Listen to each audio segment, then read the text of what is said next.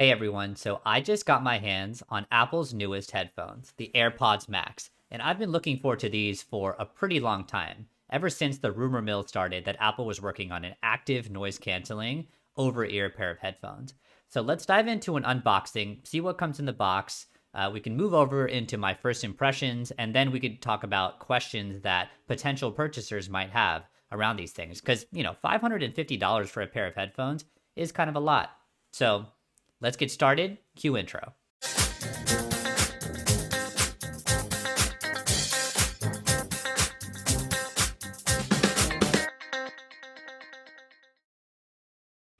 All right, let's start off with an unboxing. So, as you can see, the AirPods Max come in your traditional, sort of beautiful looking, minimal clean Apple case, shiny lettering on the top, completely surrounded by plastic. Apple's been doing a few things recently to, I think, make the unboxing experience a little bit easier. One thing is this little pull tab. So, if anyone has bought an Apple device recently, they've even the box itself, which I decided to skip for this video, the sort of cardboard box that comes around it also has a pull tab. So really appreciate that sort of frustration-free packaging mindset that Apple has nowadays. So, terrible at getting plastic off of boxes. You might have observed that from this video so far, but finally got it out the way. And then now it's time to actually open this thing up. So very little tolerance between the top part of the box and the bottom part of the box, so you might have to kind of shake it a bit. And then here you go. Here's the AirPods Max. On first impressions, I was like, wow, all the memes around this looking like a purse or a bra are definitely true, especially with the case. But the case feels kind of nice in your hand, if I'm being honest. It has this sort of soft touch, kind of premium leather feel around the outside of it. You'll find all sorts of little pieces of plastic all around too, as well as you unbox it. It seems like the packing materials are all pretty robust and really do a good job of protecting the case and the headphones themselves. So let's move this out of the way. Let's move the main box out of the way and look at just this part real quick. So as soon as you pull them out, the first thing you notice is that they're kind of cold to the touch. Like that metal itself is not a material that you oftentimes see in a headphone. Maybe it's, a material you'll see on your MacBook or on your iPad, but having them in headphones is kind of nice. There's a bit of a springiness or a flexibility to the headphones. Like they definitely feel expensive in your hand, with the weight of the headphone, with all the sort of joints and the way that they turn. The case itself, I don't know if it necessarily feels super expensive. It doesn't feel protective. I'll say that. It does feel like it's made out of some pretty premium quality materials. The magnetic clasp, clasps pretty quickly. Let's dive into sort of what else is in the box. Pull open your sort of typical manual filled with stickers and things that honestly no one reads. So you get your usual gamut of those things. And then the only other thing that comes in the box is this USB-C to Lightning cable, which is both annoying and helpful because if you have a MacBook, you could plug it directly into one of your ports, or sorry, a newer MacBook. But if you don't, then you're going to have to find yourself a USB-C wall charger dongle thing. So that's all that comes in the box, three things really: the headphones, the case, and the charging cable. So not too much, to be honest, but so far, I'd say Apple has been moving towards getting rid of stuff in the box. So at least you know that you have the core essentials to get these headphones to work here. Okay, so right off the bat, I have not owned these headphones for more than about 48 hours or so. So these are very first impressions. So I just want to give you kind of a gut instinct after I've used them for a little bit right after I've unboxed them. So the first thing I'd say is that these are probably the heaviest headphones that I've owned. I've owned a fair amount of over-ear headphones, specifically active noise canceling ones. We're talking about the Sony 1000 MX3s, XM3s. I always forget. It's a terrible naming convention, by the way. I've owned a few pairs of Bose headphones. I've even, I think a decade ago, owned those ludicrous headphones. I think they were called Soul or something. I've owned a few pairs of Beats. These are by far the heaviest, but the trade-off of that, honestly, is that they feel a lot more premium, which is kind of what you expect for a $550 headphone, when a lot of those other competitors are probably in the $350 range or so. The second thing I noticed is that although they are heavy, they still feel really good on your head. And I think the reason for that is this meshy band thing that's at the top. Oftentimes you'll see a lot of headphone manufacturers try to replace sort of the top of that plasticky band from like, going into your skull by putting this sort of like leathery plush, almost like pillow. In Apple's case, I think what happened is that they know that it was going to be a pretty heavy headphone, so they wanted to sort of disperse the weight of the headphone with this like kind of meshy band. As you can see, I have the silver and white headphones here. Who knows what color this will turn after like a year or so. That's why it's first impressions, but so far it feels really comfortable on your head. The second thing I noticed, I'd say, is that the controls on the headphone, while they are physical controls, right? You have this sort of, I don't know, like Apple Watch like set of controls here. They're actually way more intuitive than my Sony headphones. And the main reason is that I kind of have a precedent with them, right? I know that I could like rotate this little, whatever it's called, the digital crown thing on the Apple Watch and something will happen. And I know if I press a button, something will happen. The issue with the Sony headphones that I have was that oftentimes they would have this like kind of touch adaptive control. And it was pretty intuitive, like, swipe up for volume up, swipe down for volume down, forward, backward. And on paper, that sounds like it would be way better than a physical button that you have to kind of like put some force into. But in practice, what happens is like they don't really work in the cold. The touch sensitivity is not great. So oftentimes you just find yourself like heavily swiping up and down just to try to do something super simple like raise volume. So I heavily prefer these. And the final thing I'd say immediately that I noticed about them is the sound quality. It's really hard to miss if I'm being honest. They have this really sort of wide sound stage where it feels like every instrument or every sort of sound has its own individual little spot, and it's like spatially placed at right the exact place. So you get to kind of observe those details versus some of the other headphones I've had. The active noise canceling is great, but it kind of flattens everything to be within this like listenable range. And I'm by no means like an audiophile, so I might be like screwing up terminology here. But generally these sound like more like the experience you would get from being in like a nice sort of acoustically ideal room, listening to like a large set of speakers, versus a lot of other headphones almost have this sort of claustrophobic feeling to them. Okay, let's go into a few questions now that I think a lot of people will ask or have in the future around these. So number one, are they heavy? I kind of just covered this, but yes, they are heavy. Do I think that they're too heavy? No.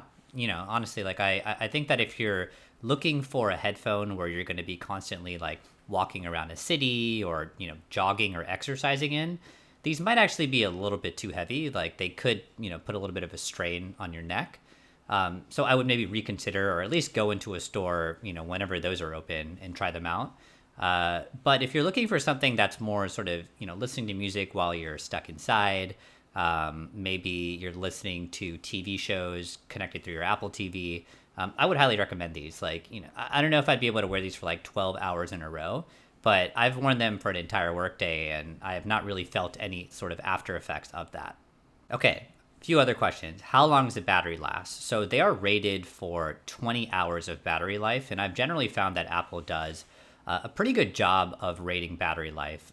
I'll probably follow up in another video on how close to that 20 hours they actually end up being in terms of how long they last. But so far, I've gone through an entire workday, with them, I think at like, let's say an 8-hour workday or something. And it didn't fall below the like 60% range. And then I kind of threw them on to watch some stuff on the Apple TV.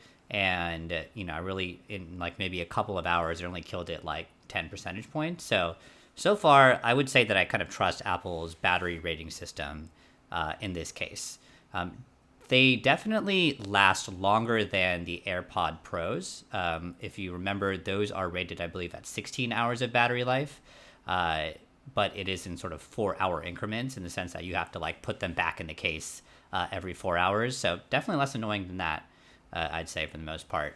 Another question is, how does the active noise cancellation work? And I think the answer to that is it probably depends on what scenario you're in.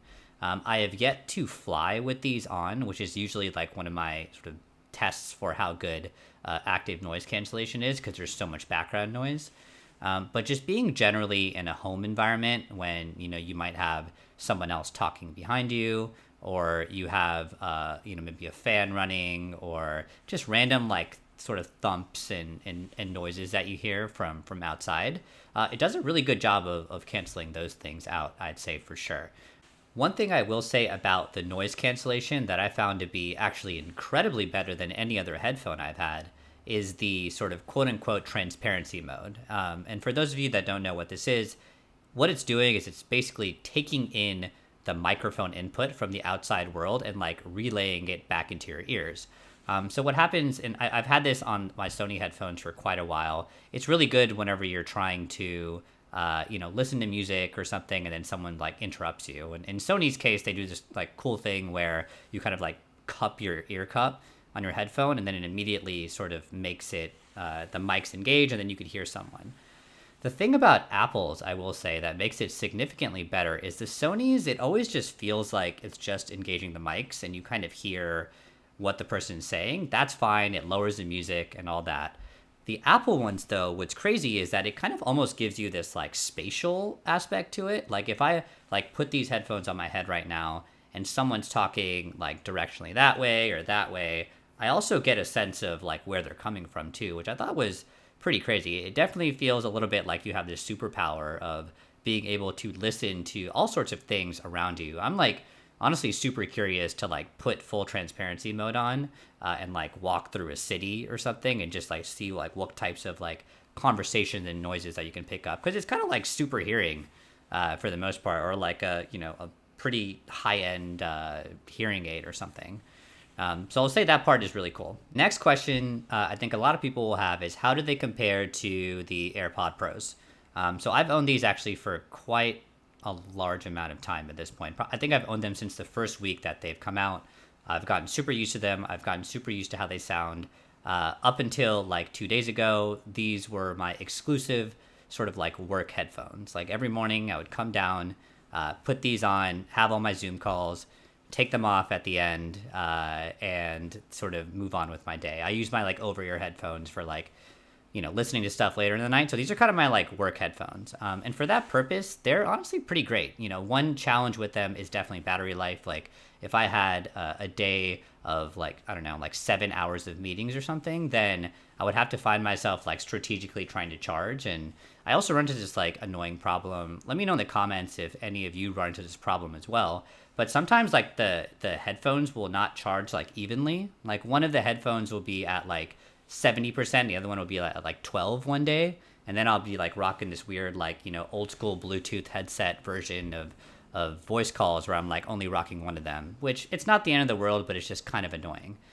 One benefit of the AirPods Max is that like it's one battery, I guess, overall, and you don't have to worry about this weird like, is only half of the sound gonna work at any given time. The second difference I'd say between the Maxes and the Pros is the sound quality is I would just say way better. I mean, it's hard for you to compare something that just kind of just like plugs into your ears versus something that sort of totally encompasses it. But what that isolation gives you, and honestly the size of the drivers inside of it, they're massive, is you get a lot more bass, you get a lot more depth. The vocals really stick out like pretty significantly, I'd say, compared to the AirPod Maxes.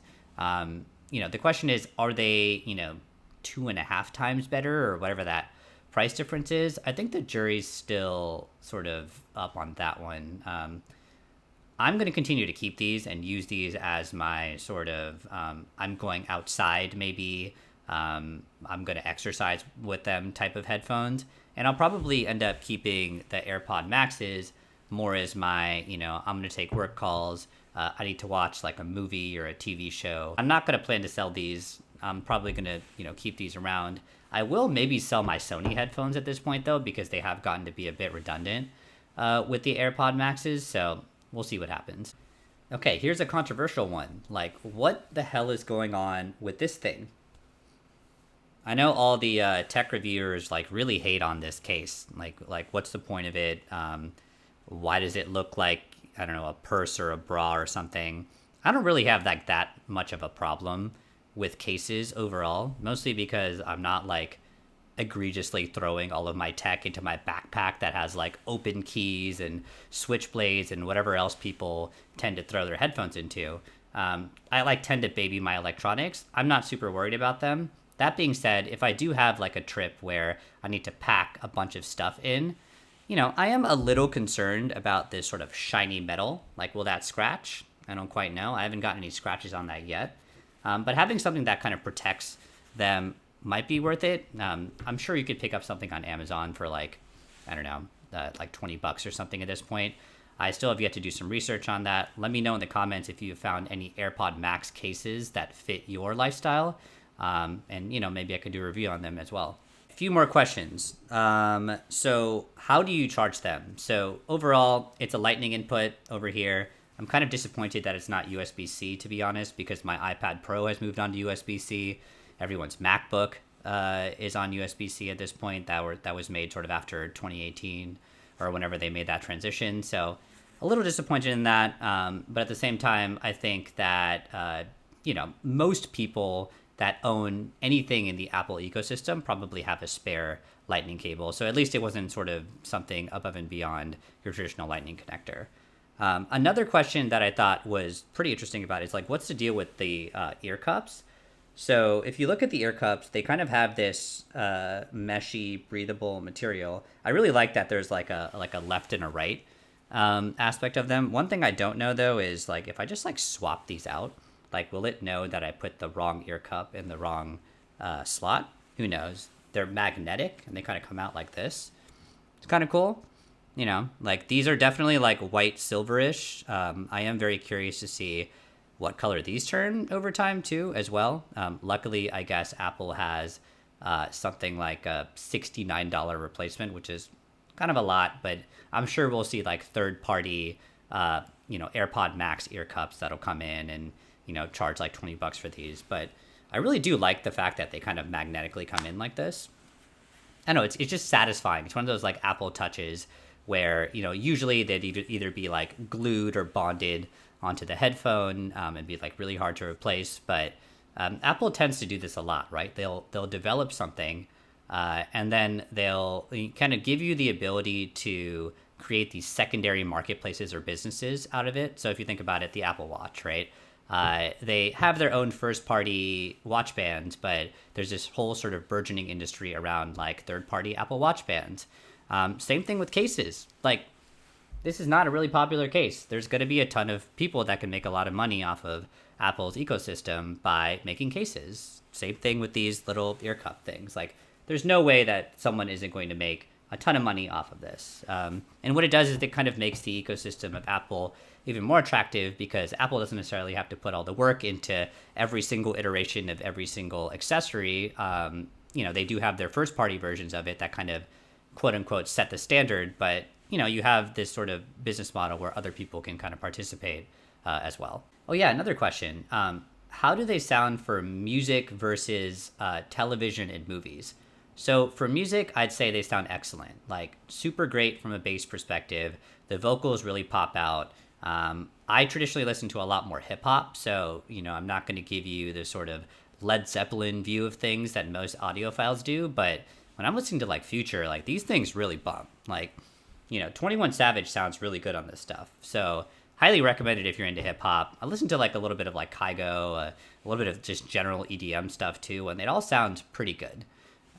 In terms of how it sounds for television and movies, I actually hooked it up to my LG TV last night. Watched a few things on like sort of Amazon Prime, HBO Max, Netflix, and in all of those cases, I was pretty shocked at like the first thing was that the vocals themselves really sounded a little bit more like hefty or like bassy, and I really like that. A lot of the voices felt like there was like a mic directly in front of the person that was talking, and a lot of the ambient sound effects, even the really subtle ones, like a leaf, like I don't know, blowing across the street, or like the bell of something in a distance, or like a car whizzing by right next to you in like a New York street. All of that sounded like amazing. It felt like you were actually there in some cases. I'm super excited to sort of see where that evolves over time. I connected in two different ways. I first connected it as a Bluetooth source into my LG OLED TV, and that sounded good, but you actually couldn't like jack the volume up past a certain amount, it seems like they almost cap the max volume. The second thing I did is I directly went into the Apple TV interface and I directly synced with Apple. And for some reason, I don't know if this is how it works on a software level, but it sounded like the max output could go a little bit higher, and I got like a little bit more clarity from the headphones themselves. So just a tip for anyone that wants to use it on your Apple TV, try it directly to the Apple TV first. The sort of trade-off of that is, if you're switching between different sources, like in my case, I was switching between like an Xbox and a PS5 and an Apple TV. You're going to have to like pair and repair with each individual either console or media player. But, it really depends on like how much you're really looking for that, like the highest or loudest audio in that experience. Okay, so let's wrap this all up. Like, who is this headphone for, and should you get it, right? And those are, I guess, kind of connected to some degree. So this headphone is definitely for those that are already invested in the Apple ecosystem. The pairing process, as soon as you took it out of the box, was super straightforward. It automatically pairs with all of the devices in the Apple ecosystem. And you don't have to worry about all this like weird sort of like Bluetooth pairing stuff that you have to do with other devices. So Apple ecosystem, 100% I would recommend it. It syncs with the ecosystem way better than any other headphone that I've owned, other than obviously Apple's own headphone. The second thing is, I'd say this headphone is definitely for those that want to almost like enjoy listening. It's almost like sort of premium or like luxury listening, which sounds, kind of like a weird term, but it's not for someone that's trying to get that sort of studio or reference quality output out of a headphone. Because if you want that, go out and buy something way better, right? Like I don't have to like go to HeadFi or any of those other audiophile forums, watch people argue about this for like 50 years, and then make that decision. But if you just want something that's like guaranteed it's going to sound good, it's going to make everything in your collection like pretty listenable. It's definitely not a flat sort of sound profile at all. Like it'll make certain things seem a little brighter. It'll maybe hike up the treble or the bass in certain circumstances, but it seems to like adapt really well to whatever you're listening to. And to me, it like creates almost this like enjoyable listening experience, regardless of what the sound input is. So if you want studio stuff, no. If you're own an Android phone and you don't have an iPhone or any Apple devices, I would probably not recommend getting these. For $550, like that's still a pretty expensive price point, if I'm being honest. Like, it's $200 more expensive than every other headphone in this class. But I think the thing that people don't realize is that Apple doesn't usually try to participate in sort of market classes the same way that other manufacturers do. So they're kind of trying to create this almost like above Sony, above Bose premium class, where it's like best in class active noise cancellation, really sort of adaptive listening to the environment. Eventually down the road, I bet they're going to also think about putting like one of those directional sensors in the Apple TV, so then you get that like home theater experience with your headphones. And generally, what's also going to happen is that Bose is going to come out and make like a metal headphone for like $499 to try to undercut Apple by $50, and then Sony's going to come out with like something made of tungsten or some other just crazy carbon fiber material. So what Apple is doing with this is they're basically raising the bar on build quality for these headphones, because for the most part, build quality hasn't really been an important facet of people's purchasing decisions when it comes to active noise canceling headphones. It's mostly been about sound and active noise canceling quality. So this is the beginning of an era. The question is, do you want to be an early adopter? Not everyone is really primed for that. There's going to be a lot of sort of financial woes associated with spending this much on a headphone. But at the end of the day, if you are an early adopter, you're interested in sort of a premium listening experience, and you have the money to drop $550, go out and buy these. Like I would highly recommend them. And if not, wait for the next iteration, see if the price goes down, see if any of the other competitors come out with something, maybe in a little bit more of a reasonable price range for you, and then pull the trigger then. Well, that's it for this video. Thank you so much for watching to this point if you actually made it. This is one of my first videos, so please leave feedback in the comments. Like this video for sure, and then of course subscribe. if you want to see more of my content. But let's see what happens. I'm going to try to, keep a pretty regular cadence with reviews from, all facets of life, from technology to fashion to apps or services to everything. So until next time, thank you and goodbye.